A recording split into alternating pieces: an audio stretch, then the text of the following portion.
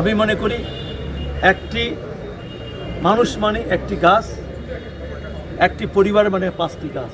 পঞ্চগড়ে পানি সম্পদ প্রতিমন্ত্রী ফরহাদ হোসেন আজাদ তরুণ প্রজন্মকে উদ্দেশ্য করে বলেন, বর্তমান সরকারের নির্বাচনী ইস্তিহারের অংশ হিসেবে সারা দেশে বৃক্ষরোপণ অভিযান চলমান রয়েছে।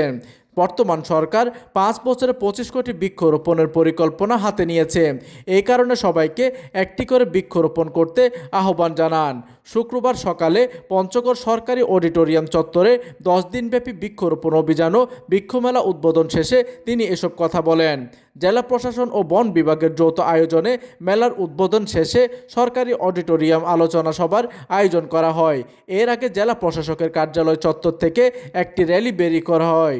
র্যালিটি শহরের প্রধান সড়ক প্রদক্ষিণ করে সরকারি অডিটোরিয়ামে শেষ হয়। পরে ফিতা কেটে ও বেলুন উড়িয়ে তিনি মেলার উদ্বোধন করেন।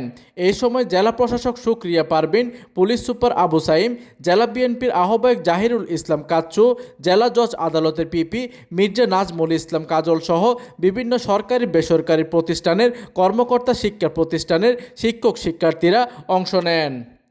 প্রতিনিধির তথ্য ও পাঠানো চিত্রে ডেস্ক নিউজ, দিগন্তের বার্তা 24, পঞ্চগড়।